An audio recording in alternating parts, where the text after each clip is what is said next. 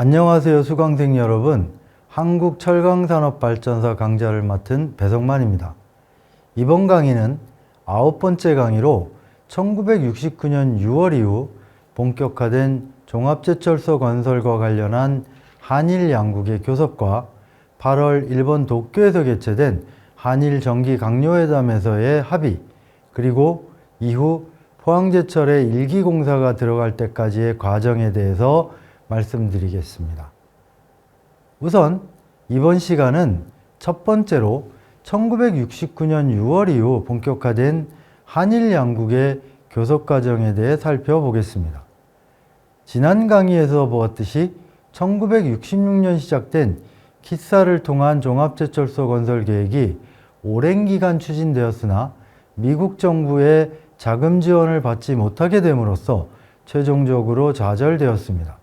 한국 정부는 1969년 6월 초에 이를 공식화하는 한편으로 그 대안으로 일본과의 교섭에 들어가게 됩니다.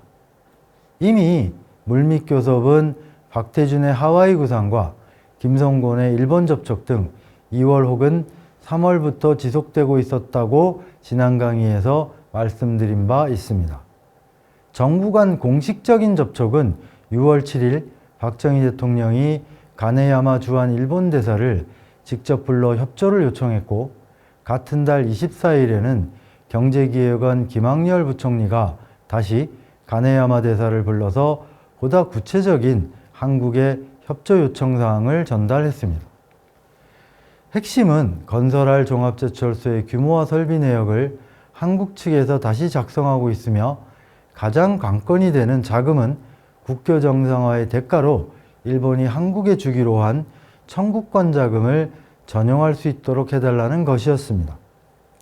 김학열 장관이 가네야마 대사에게 말한 제철소 건설의 새로운 계획의 작성은 이를 위한 데스크포스 팀이 조직되어 수행하였습니다. 이는 김학열 장관이 일본 대사를 만난 당일인 6월 7일 경제기획원 내에 조직되었는데, 경제기획원 운영차관보인 정문도를 단장으로 하여 각계 인사 14명으로 구성되었습니다. 태스크포스 팀은 종합제철사업계획연구위원회라는 이름을 가졌으며 일명 종합제철건설기획 실무전담반이라 불리기도 하였습니다. 이 전담반에서는 종합제철건설계획을 근본적으로 재검토하여 앞으로 건설할 공장의 경제적 타당성 및 규모, 건설 시기와 자금 내용, 새로운 차관 제공처 물색 등에 관한 전면적 검토에 착수했습니다. 그리고 이후 한 달 보름 정도가 지난 7월 22일에 그 결과가 만들어졌는데, 제철소의 시설 규모를 키사안이기도 한 기존 60만 톤 조강 생산 능력에서 규모의 경제를 감안한 103만 톤으로 확장하는 것이었습니다. 이 새로운 종합제철사업계획은 일명 신사업계획이라고도 불렸습니다. 경제기획원 태스크포스 팀이 만든 신사업계획을 좀 더 구체적으로 보면, 제철소 건설에 필요한 자금은 1억 6,950만 달러이고 1단계 103만 톤 조강 생산 능력이 갖춰지면 2단계로 150만 톤 설비를 추가 증설한다는 것도 포함되었습니다. 그리고 여기서 그치는 것이 아니라 최종적으로 조강 생산 500만 톤의 제철소 규모를 갖추는 것도 염두에 두고 새로운 공장이 추가로 건설될 경우에도 기존 공장 조업에 지장을 받지 않도록 제철소 설비 배치도, 즉 레이아웃을 작성하였습니다. 물론 생산 방식은 이미 1960년대를 전후하여 대세로 자리 잡은 고로 프로세스입니다. 대형 고로를 통해 대량의 선철을 생산하고 LD 전로를 통한 제강, 연속 주조와 아변으로 이어지는 생산 방식입니다. 당시 세계 철강 산업의 생산 방식 추세 속에서도 최첨단 방식이었습니다. 종합제철소 건설을 위한 한일 양국 간의 교섭은 8월에 집중적으로 이루어졌습니다. 특히 한국 정부는 8월 26일부터 일본 도쿄에서 열리는 제3차 한일 강요회담에서 일본에 확답을 원했기 때문에 교섭에 총력을 기울였습니다. 특히 김학렬 장관의 밀어붙이기가 대단했던 것으로 알려지고 있습니다. 그 일화를 알 수 있는 것이 일본의 지원을 통한 종합제철소 건설이 결정된 직후인 1969년 9월 경향신문에 보도된 기사입니다.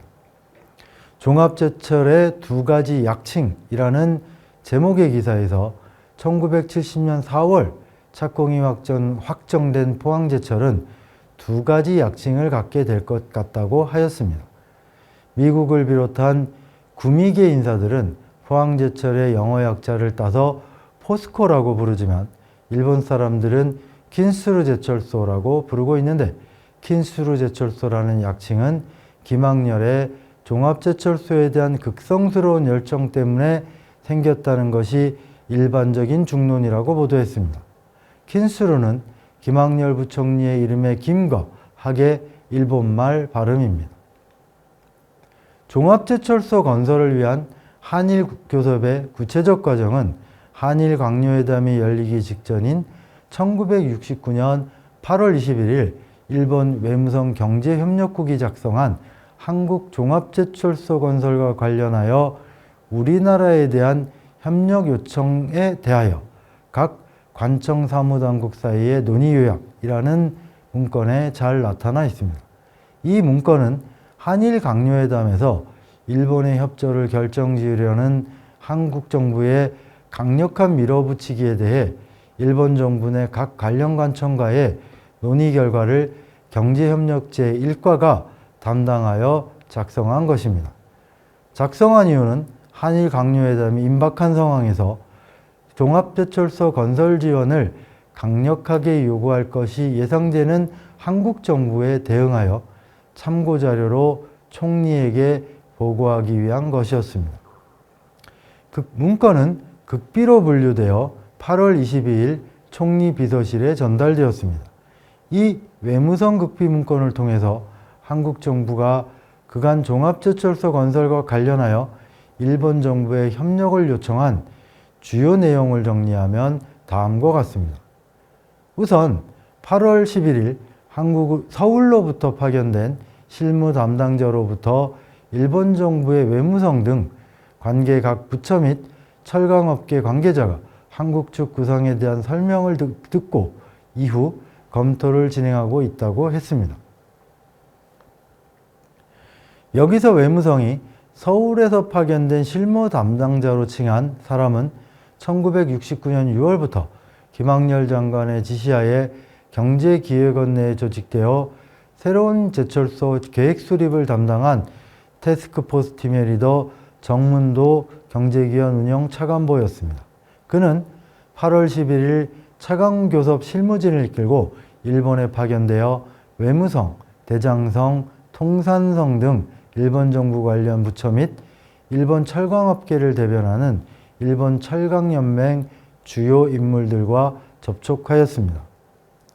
13일 최초 회담에서는 한국 측 실무진 수장인 정문도가 제철소 건설의 전체 계획을 요약하여 브리핑하였고 관련 질의와 토론이 이루어졌습니다. 8월 15일부터는 제철소 건설에 필요한 자금 기술 등을 각 파트로 나누어 한일 관료들 간의 구체적인 실무 교섭이 전개되었습니다. 이날은 제철소 건설의 가장 큰 관건으로 한국 측에서 가장 중요시하던 자금 조달 계획에 대한 논의가 있었습니다. 경제기획원 투자진흥관 양윤세가 주로 브리핑을 담당하였고 한국 실무진 대표인 정문도가 일본 측 관계자들과의 질의토론 과정에서 보완 설명을 하였습니다. 한국 측이 103만 톤 제철소를 건설하는 데들은 약 1억 7천만 달러의 자금 조달과 관련하여 일본에 협조를 요청한 내용은 종합제철소 건설 비용 중 외자로 충당할 계획인 8천만 달러 내지 1억 달러의 제공이었고 그 방법으로 대일 청구권 자금의 전용이었습니다. 그리고 청구권 자금이 곤란한 경우에는 신규로 유상차관을 공여해 주거나 합작 투자의 형태도 가능하다고 하였습니다. 그러나 도쿄에 파견된 한국 정부 실무진의 설명을 들은 일본 정부와 철강업계 관계자들의 반응은 대체로 부정적이었습니다. 우선 한국 정부가 내놓은 외자 조달의 방법인 청구권 자금의 경우 일본 정부 실무진은 관련하여 1965년 국교 정상화 당시 한일 간에 맺은 협정 규정, 타국과의 형평성, 일본 정부의 재정 문제, 승인과 관련한 일본 국회의 문제 등을 거론하며 부정적인 입장이었습니다. 청구권 자금이 어려울 경우의 대안으로 한국 정부가 제시한 신규 차관, 정확하게는 청구권 자금의 신규 유상차관 증액에 대해서는 역시 종래 청구권 자금 협정과 관련한 국회와의 관계를 생각하면 일본 정부가 곤란한 처지에 직면할 것이라는 점을 들어 난색을 표명했습니다. 또 다른 대안인 합작 및 그와 유사한 형식을 통한 일본 철강업계의 직접 진출에 대해서는 8월 21일 현재까지 일본 철강업계의 생각이 아직 정리되지 않았음도 확인할 수 있습니다. 일본 정부 실무진의 부정적 입장은 미국의 영향력이 큰 세계은행이 한국의 종합제철소 건설에 부정적이라는 점도 작용했던 것으로 보입니다. 외무성 문건에서 문제가 있다고 지적한 내용을 보겠습니다. 1969년 4월 세계은행이 한국에 대한 원조국 간의 회합, 이코크 총회를 말합니다만 여기서 키사를 통한 종합제철소 건설 계획에 대해 계획의 경제성 및 한국의 과잉투자 경향 문제를 고려하면 연기해야 마땅하다는 견해를 표명했는데 일본이 본건에 대해 협력할 경우에는 세계은행의 견해를 어떻게 취급할 것인가? 그러면서 일본의 입장에서는 한국의 부정적인 입장인 세계은행에 대해 어떤 식으로든지 양해를 얻는 것이 중요하다는 것을 일본 자금협조의 전제로 해야 한다는 의견을 첨부하였습니다. 그런데 외무성은 이렇듯 부정적 입장을 견지하면서도 8월 21일자 정리문건에서 매우 주목되는 사적을 달고 있습니다. 만약 그럼에도 불구하고 일본이 협조를 할 경우에 대한 대응책입니다. 외무성은 철강업계의 조언을 근거로 현재 한국의 종합제철소 건설 계획은 여러 가지 수정이 필요하며 그렇게 할 경우 전체 필요 자금은 물론 연차별 자금 수요에도 변경이 있을 수밖에 없고 이로 인해 계획의 시행을 조금 뒤로 미루게 된다면 청구권 자금에 의한 자금 조달이 가능할 수도 있다고 하였습니다. 즉, 한일 양국의 정치적 상황 등 별도의 여러 가지 상황이 적용되어 일본이 협조하지 않을 수 없는 경우 한국이 작성한 종합제철소 계획의 문제점을 집중적으로 지적하고 이에 대한 수정을 요구하면서 시간을 벌어야 한다는 것입니다.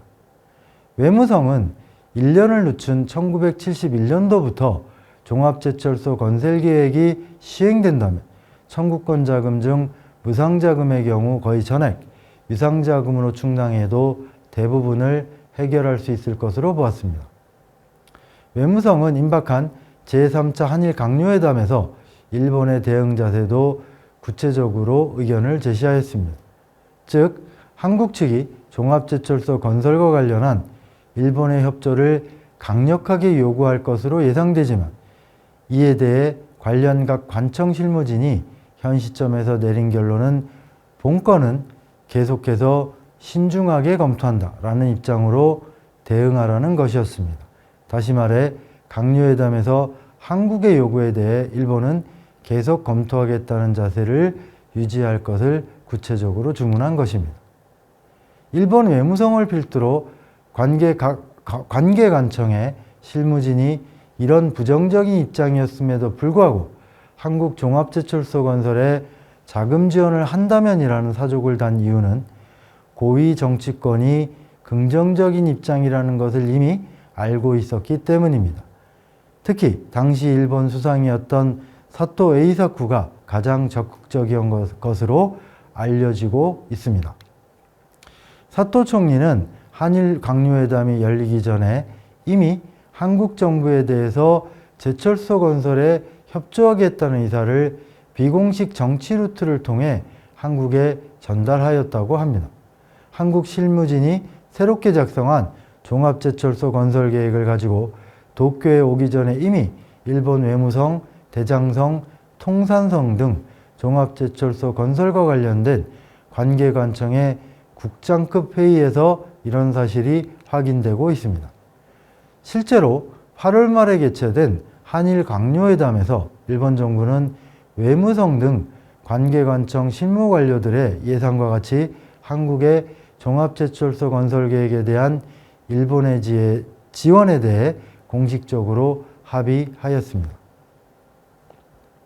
결국 한국 종합제철소 건설과 관련한 한일 간의 교섭 과정이 보여주는 것은 일본 정부의 최종적인 결정이 외무성이 주도한 관계부처의 실무 차원의 경제적 손익 등을 치밀하게 따진 결정이라기보다는 최고위층 수준에서의 정치적 판단에 의거했다는 점입니다. 일본의 사토 총리는 한일 강요회담을 마치고 돌아가는 한국 측 대표 김학열 경제부총리에게 박정희 대통령에게 보내는 친서를 전달했습니다.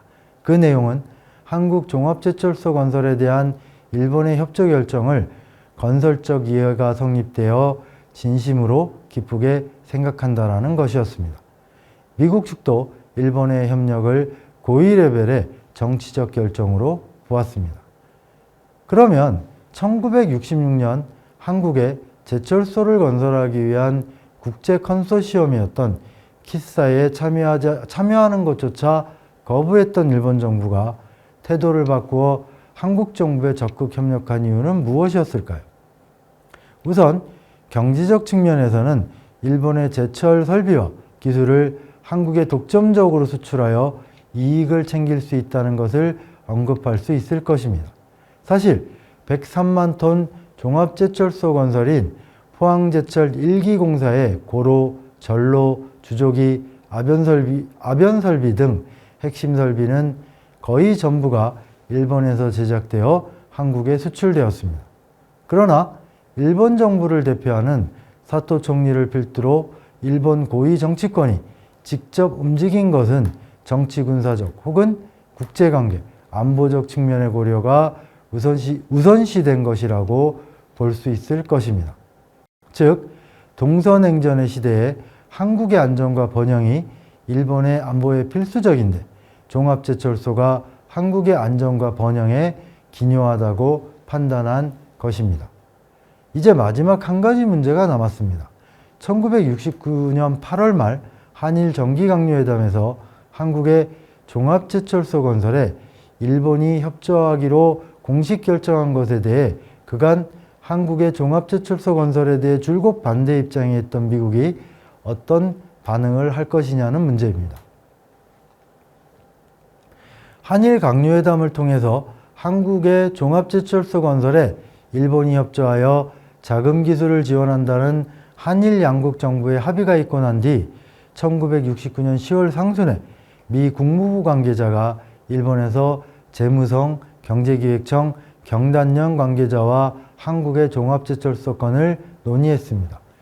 여기서 미국은 세계은행이 부정적 의견을 내도 안 바뀔 정도로 일본의 한국 지원 의지가 확고하다는 것을 확인하고 이런 상황에서 미국이 한국의 종합제철소 건설에 계속 반대할지에 대해 검토하였습니다.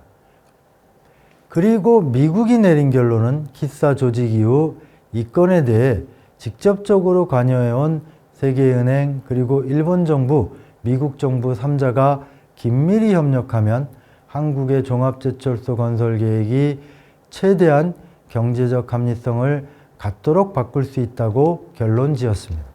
이후 미국은 한국의 종합제철소 건설에 대해 직접 지원을 하거나 찬성하진 않았지만 더 이상 부정적인 입장을 표시하지도 않았습니다. 1950년대 이승만 정권 이후 약 20년 만에 종합제철소 추진의 가장 큰 장벽을 넘어서는 순간이었습니다. 한국 종합제철소 건설과 관련된 한일 양국 정부 간 합의가 있었던 약 한 달 후 일본 조사단의 내한을 시작으로 본격적인 103만 톤 조각 능력의 포항제철 제1기 공사가 진행됩니다. 이 과정에 대해서는 다음 시간에 계속하도록 하겠습니다.